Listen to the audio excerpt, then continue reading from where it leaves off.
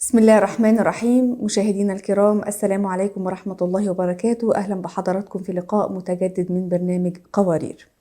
الحياة الزوجية لا تخلو من المشاكل ما بين حين وآخر، والحقيقة أوقات بتكون المشاكل دي راجعة لسبب الزوجين أنفسهم، يعني بمعنى إن بيكون السبب داخلي، وفي بعض الأحيان بتكون المشاكل دي نابعة أو جاية من شيء خارجي، مش بسبب الزوج والزوجة. طيب، بمعنى إيه سبب خارجي؟ يعني بمعنى إن في طرف آخر بره الزوج والزوجة هو اللي تدخل وتسبب في المشكلة دي.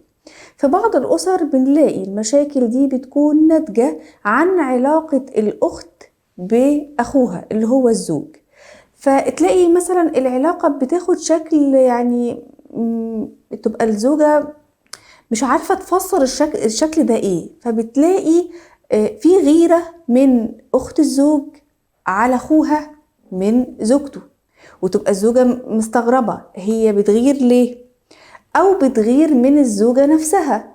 هي مثلا تكون درجة علمية مختلفة، تكون على قدر مثلا من الجمال مختلف، أو إنها غيرانة من باب الغيرة إنها جت وأخدت أخوها، خصوصا لو كان أخوها ده هو الوحيد أو كانت علاقتهم مع بعض قوية جدا.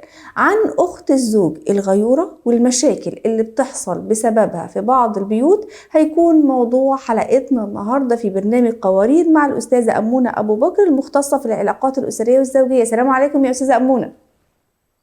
يا مرحبا ندى، أهلا وسهلا بك. أهلا وسهلا بحضرتك، يا أهلا ومرحبا.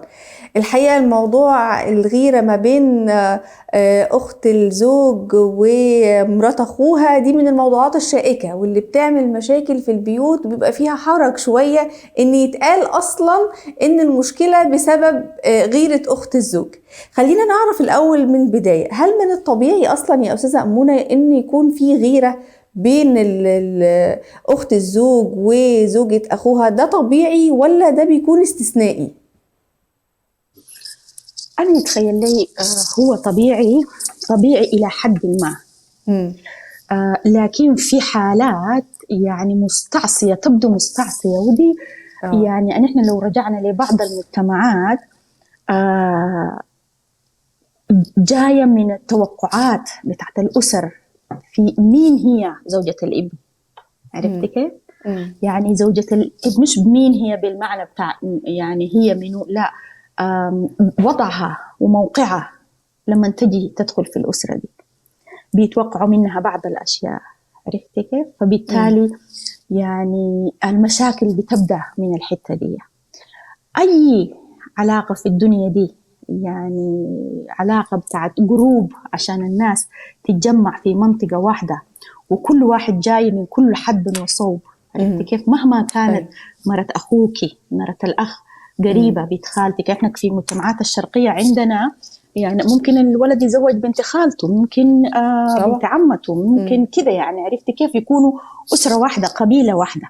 أيوه. لكن مهما كنا قريبين في الحالة بتاعت الزواج، إلا إنه كلنا جينا من أسر مختلفة، ومهما تشابهنا ومهما عشنا في الجغرافيا الواحدة، إلا نحن زي ما اتكلمنا عن في الحلقة السابقة عن نحن جايين من أماكن ومن أسر ومن أب وأم، كل واحد فينا تكوين شخصيته مختلفة. فبالتالي زوجة الابن لما تجي في الأسرة، عرفت كيف؟ بتكون شايلة سمات أسرتها، بالضبط، بتكون شايلة توقعاتها وشكل بيتها.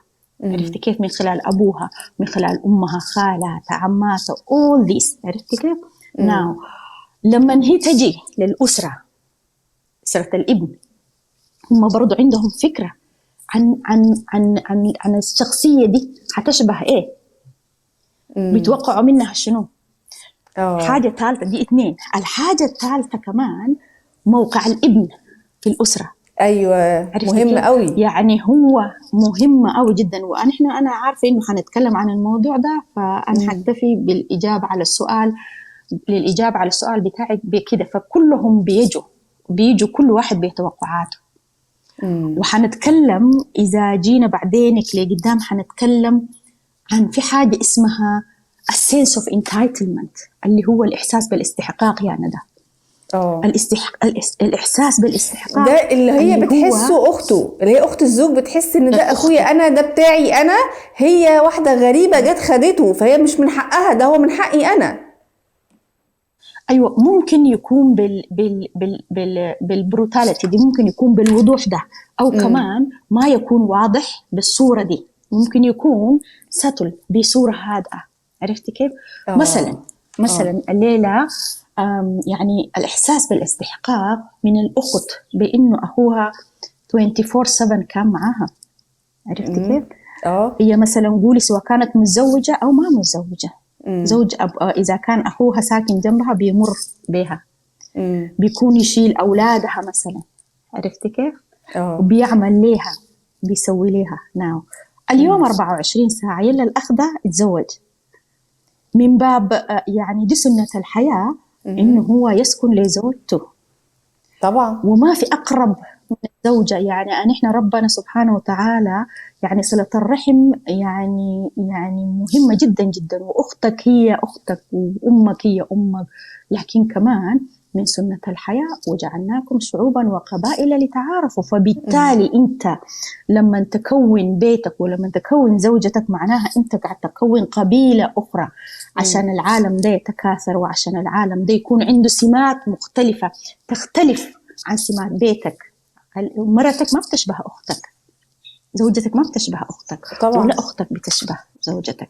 فبالتالي الإحساس بالاستحقاق من قبل الأخت في إنه أخوها حيكون بنفس المستوى وعطاؤه لها حيكون بنفس المستوى، ده بيخلق نوع من أنواع الدفاعية من تجاه الأخت. وده الكلام الحديث اللي حنتكلم عنه بين المعرفة والإدراك. كونك إنك أنت تعرفي أخوك يتزوج وعنده بيت وقاعد يكون يعني أسرة ودي حياته الخاصة زي ما أنت عرفتي كيف؟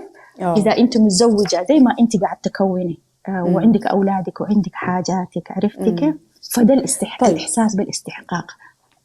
طب أستاذة أمونة، موقع الأخ يعني لو الأخ هو الكبير، لو الأخ هو الصغير، لو الأخ هو الوحيد، هل موقعه وحالته في الأسرة بتلعب دور في الغيرة؟ بتخلي الأخت غيرتها تكون مثلا أقوى أقل معتدلة؟ ده بيكون له دور؟ بيكون عنده دور طبعا، بيكون عنده دور. وبالمناسبة أحيانا ما موقع الأخ بس، يعني الإجابة على سؤالك يس، عنده شكل علاقة الأخت بأخوها إن شاء الله هو نمبر 3 نمبر 4، لكن شكل علاقته بها. عرفتي كيف؟ وبعدين كمان شكل مرة الأخو، يعني مثلا ممكن يكون عندها أشياء الأخت ما عاجبها، يعني توقعاتها لزوجة أختها ما بتلقاها زي ما هي اللي عايزة. مش هي دي اللي هتسعد أخويا، أو أنا حاسة أن أخويا مش مبسوط معاها فبالتالي لا أنا واخدة منها موقف. أو العكس يا أستاذة أمونة، هي شايفاها البنت يعني قايمة بواجبها قوي، محتوية زوجها قوي، فأخوها بيحبها جدا ومرتبط بيها جدا، فهي بدأت تغير. فعلى الجانبين.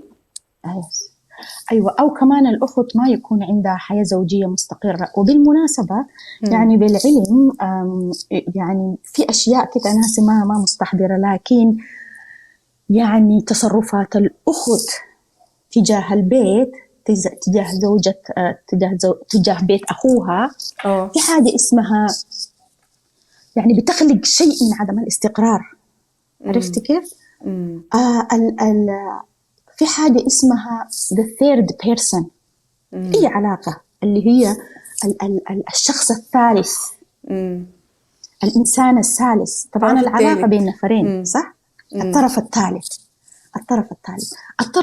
ده يا ندى ممكن يكون في زمننا اللي نحن فيه ممكن تكون الأخت الزوج، ممكن يكون الزوج، يعني يكون يعني مثلا هسي الأخت لما تتدخل والمشاكل تكتر، الزوج شوية يعني علاقته بزوجته بيقول العيار اللي ما يسيبش يدوش إلا أنت أيوه. تكوني يدوش. أيوة. فبيكون ده الطرف الثالث بيخلق نوع من عدم الاستقرار. نوع من عدم الراحة في داخل البيت. at the end of the day في نهاية اليوم الأخ ده ديك أخته هي عنده ليها مكانة خاصة. عرفتي كيف؟ وممكن هي بتعرفه. وكمان الزوجة ده زوجها، الليلة هي اتزوجت، خلت أخوها، خلت أمها، خلت أختها، خلت بيتها عشان تجي تعيش مع الزوج ده. فمسألة إدراك المعرفة إنه الطرف الثالث في العلاقات الزوجية ده موضوع شيق جدا جدا، وكيفية تأثيره والسلبي على الأسرة أو على الزوجين. فمسألة غيرة الأخت على أخوها من زوجته بتتغير من مجتمع لمجتمع. وبالذات هسه أنا بجيب سيرة إنه نحن في المجتمعات اللي نحن عايشين فيها وتوقعاتنا زمان المشاكل دي بتتحلى عن طريق مثلا نقول الكبار، عن طريق واحد يجي يحل القضايا بيناتهم. يا أخي أنتوا نايو، والناس يا أخي أنت تعالي في العيد، خلاص نحن الليلة نتجمع سوا. لكن كبار العيلة، كبار العائلات هم الناس الكبيرة. أيوة. لكن نحن عندنا مشكلة هنا في الدول الغربية اللي هي يعني كبارنا ما معانا في معظم الأوقات. خليناهم في بلادنا بسبب الظروف أو يعني بسبب شروط اللجوء وشروط الهجرة للبلاد اللي نحن موجودين فيها. بالرغم من إنه فتحت لنا the sky is the limit، يعني فتحت لنا آفاق كثيرة، لكن بنفتقد، شفتي يا ندى، لأساسيات يعني الحياة اليومية، الديلي لايف. في مثلا يعني مثلا هسه زي المشكلة بتاعت الأخت وزوجة الأخو، إذا ما في الأم بين الطرفين يعني عشان تصلح بيناتهم، إذا ما في مثلا أخ كبير عشان يصلح بيناتهم، بالضبط كده يكون في نحن بنخلق مجتمعات ناقصة، وعيال ما عندهم ارتباط بمجتمعاتهم، بحيث إن إحنا ما حنخلي تركة ورانا بتشبهنا. فبالتالي زي ما قلت لك المعرفة، فبالتالي الإدراك عن شفتي إذا كنت أخت ولا إذا كنت زوجة، شنو هي العواقب من تصرفاتي تجاه زوجة أخوي أو تجاه أخته. طيب احنا هنتكلم مع حضرتك على نقطة العواقب ومدى التدخل والغيرة هيعمل ايه، ولكن قبلها أستاذة أمونة، هل الزوج هو في أوقات كتير بيكون هو السبب اللي بيخلي العلاقة ما بين مراته زوجته وأخته فيها توتر، أو يخلي أخته تغير؟ بمعنى إنه مثلا دائم الشكوى من زوجته، على طول يروح يتكلم مع أخته ويشكلها منها، وما بتعملش معايا كذا، ومقصرة في حقي في كذا، وكل تفاصيل حياتها بتكون عند الزوجة عند أخته. أو على الجانب الآخر يفضل يمدح فيها كتير ويقول عليها ما شاء الله دي يعني مخلياني مبسوط وسعيد ومش قصرة في حقي في أي حاجة تانية، فتبدأ هي تغير. هل الزوج هو السبب في بعض الأوقات؟ في أنا سمعت لواحد من الشيوخ الغيرة دي غريزة إحنا فينا يعني ده كبشر، سبحان الله يعني نحن بس كبشر في عوامل فينا بتحفزها. نعم. أنا كونه إنه هو من اللحظة أي سواء كان الزوج وزوجة يحتاج فيه في إنه هو يمشي يدخل طرف ثالث، وده الآن الكلام اللي اتكلمت عنه، يدخل طرف ثالث في شكل علاقته بزوجته. عرفت كيف؟ ويحس إنه هو من الحوجة، بحيث إنه هو يمشي يتكلم عنها بصورة سلبية. عرفت كيف؟ سالبة. دي مشكلة أصلاً. أصلاً مش سلبية، أصلاً هو عنده مشكلة. عرفت كيف؟ فبالتالي ده ذاته الحديث عن الموضوع ده يعني قائم بذاته. نعم. يس، أنت لما تتكلمي عن واحدة أو عن زوجتك بإنها هي ملاك وإنها هي طبعاً يعني الغيرة سبحان الله في ما أي إنسان مدرك طبيعي. بس لكن الما طبيعي شنو هو يا ندى؟ إنك أنت يعني ما تكون مدرك كأخت إنه أخوك ده دي حياته، وإنه دي زوجته، وإنه it doesn't matter أنت كيف هي شايفاها، هي أقل منه وما بتستاهله. ما هو في مشاكل كثيرة نحن من أيوة. خلال شغلي يعني بيفتكروا إنه أخوهم هو الملاك، فبالتالي ما يستحق دي، ومستخسراه قوي في مراته، في مراته. عرفت كيف؟ فده ما يتخيل لي هو الخطأ بتاع الزوج، كونه إنه هو وثق في أخته وجاها وشارك معاها، ده ما بيجعله مخطئ، لكن بيبقى مخطئ 200 يا ندى لما هو ما يدرك as a time goes، كل ما السنين مرت ما يدرك إنه فعلا بتصرفاته دي قاعد يبني حيطة بينه وبين أخته، يبني حيطة بينه وبين مرته. فأنت ما نحن مش تكلمنا عن أنت لما تجي في الأسرة الدايناميك أو شكل العلاقات بتبنى عبر السنين عبر الأيام. أنا ليلة لما أجي في أسرة يستقبلوني بشكل معين، توقعاتي أنا أتوقع منهم أشياء هم يتوقعوا. المشاكل حيحصل، نحن ما عايشين في جنة، الدنيا دي فيها give and take، خد وتعال، نختلف أخذ وعطاء، لكن الاختلاف أخذ وعطاء. لكن عارفة لما كل واحد فينا بيوصل لمرحلة بتاعت اللا عودة، دي هي المشكلة. والناس ما تكون مدركة، سواء كانت غيرة، سواء كانت حقد، سواء كانت حسد، ما دي كلها سمات بشرية سبحان الله، احنا ما ملائكة. لكن دور الرجل في كون انه هو قال لزوجته لأخته وحكى عن بيته، ده ما بيجعله مخطئ، لكن بيبقى خطاء 200 لما ما يدرك انه الحاجات اللي قاعد يعملها دي قاعد تسبب مشكلة في بيته. تمام. طيب أستاذة أمونة، اتكلمنا عن الأسباب واتكلمنا عن المشاعر دي، المفروض إنها في بعض الأوقات إنها طبيعية، ولكن ما ينفعش تتخطى حد معين.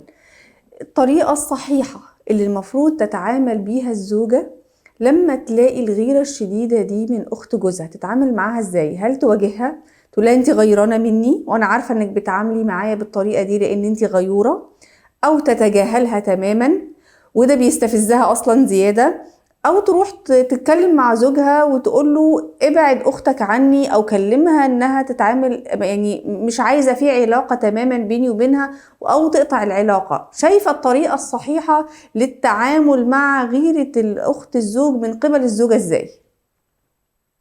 أيوة، خلينا نثبت حاجة، خلينا نثبت قاعدة أن إحنا كمسلمين المطلوب مننا شنو كزوجات أخ يا ندى، في وموقعنا من الإعراب في الأسرة، وربنا أدانا حقوق في إنه نحن يعني الحديث عن صلة الرحم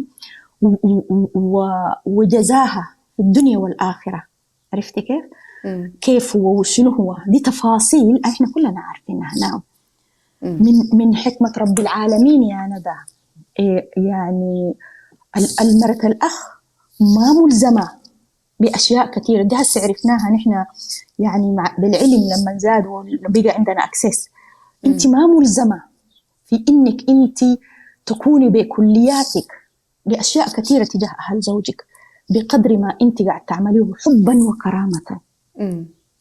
أنت نحن عشان نتعامل في المواقف زي دي لازم أنت تعرفي حقوقك كمرأة. أيوة، تعرفي حقوقك وحدودك، يعني الاثنين، حقوقي وحدودي ايه. ايوه، ما هي حقوق وواجبات يا ندى. انت حقوقك شنو هي وواجباتك تجاههم شنو. نعم. أيوة.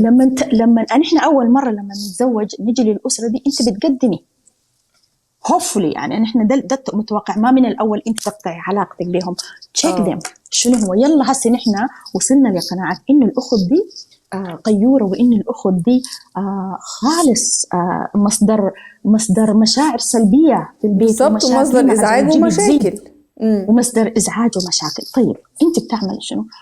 أنا ما من أنصار يعني أقطع العلاقة أو كذا، لا، لكن أنا بؤمن بحاجة اللي هي، وده طبعا خيار، يعني الناس ده خيار من الخيارات اللي هو يا ندى، إذا كان أنا حاجة شايفاها بتأثر فيني سلباً، عرفت كيف؟ ممكن أتفاهم مع زوجي. أنت عارفة من أسوأ الأشياء اللي بتعملها علاقتك مع زوجك بتتوتر، لأنكم كل يوم لما تمشوا تحصل مشكلة، يلا أنتوا ترجعوا البيت والشكلة تحصل. أيوة. ده أنت قاعد تخلقي جو ما سمح، ما حلو في البيت ليكي ولزوجك ولأولادك. فبالتالي أنت تعملي شنو؟ زي ما أنت قلتي في الأول يا ندى، خيار إنك أنت تمشي تتكلمي معاها، لكن أنا أنا ما بحبذ إنك أنت تمشي لواحدة تقول لها أنا غايرة مني، أنت غايرة مني أو كده. نو، أنا ممكن أقول لها يا أخي التصرف بتاعك ده أنا والله العظيم ما عندي أي مشكلة معاك، فأنتي بتتكلمي عن البيهيفير، عن السلوك بتاعك في اليوم وفي الزمان المعين. يا أخي سلوكك ده عمل لي كده كده كده كده كده، في تفاصيل أنا ما قاعد أتدخل في حياتك ولا أقول تسبب لي في المشاكل الفلانية فأنا عايزاكي، يعني إحنا أخوات. وده زي ما قلنا يا ندى، دائما نرجع في فرق بين المعرفة والإدراك. الإدراك اللي هو في كيفية التعامل، إنك أنت تكوني مدركة إمكانياتك جواكي. أنت عملت شنو؟ بالإنجليزي بيقولوا it takes two to tango. يمكن أنت تصرفت تصرف هو قاعد يعمل لها يعني بيخليها تهيج. طيب أنت ممكن تعملي شنو لسلامة نفسك ولسلامة بيتك ولسلامة زوجك ولسلامة يعني عايزة تخلقي مجتمع جميل. يعني إحنا ما بنحبذ، يعني أنا ضد إنه الناس يقول لك أقفل الصفحة وده يعني أثر سلبي فيني وأنا حأقطع. نو، نحن كمسلمين عايزين نخلق مجتمعات وعايزين نخلي تركة لأولادنا. الليلة أنا ليه أقطع علاقتي مع عمة أولادي؟ واي لا، حتى هي لو أنا عملت ممكن أنا أخلق قاعدة بتاعت إنه أولادي إذا هي ما قاعد تأذاهم وإذا هي ما مؤذية لأولادي ممكن أنا أخلي العلاقة ديك وأنا أنسحب. بس بالضبط العلاقة مع الأولاد وهي تبقى في حالها. أيوة، بس لكن هل ده حيسبب مشكلة ليكي ومع راجلك؟ لأنه مع زوجك؟ لأنه أحيانا بمجرد ما تنسحبي من أماكنك المفترض تكوني فيها ده كمان بيسبب لك إشكال. طيب أيوة، أنا يا نادية يا ندى بحبذ إنه الناس تتفاهم في نفس الوقت. تمام، تفاهمي مع راجلك.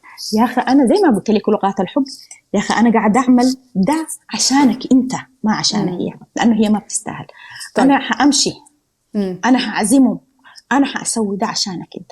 يلا لما المواضيع بتزيد هو بيكون عارف إنك أنت عملتي الأشياء ده كله عشان خاطر عيونه حبا وكرامة وبحثا عن المودة والرحمة اللي في بيناتكم. طيب أستاذة أمونة، إحنا يعني إحنا متبقي معانا دقيقة واحدة ونختم معاكي الحلقة، ولكن سريعا هذه الدقيقة انصحي أخت الزوج الغيورة اللي بتتسبب في مشاكل كتير في بيت أخوها بسبب غيرتها، سواء كانت مبررة أو غير مبررة، في نقاط سريعة. اتذكري إن أنت عندك زوج وزوجك يعني أخوك زوج للمرة دي وتوقعاته منه ذا سيم، فما بالك إذا هي أنت أخذ زوجك عملت فيك ذا سيم.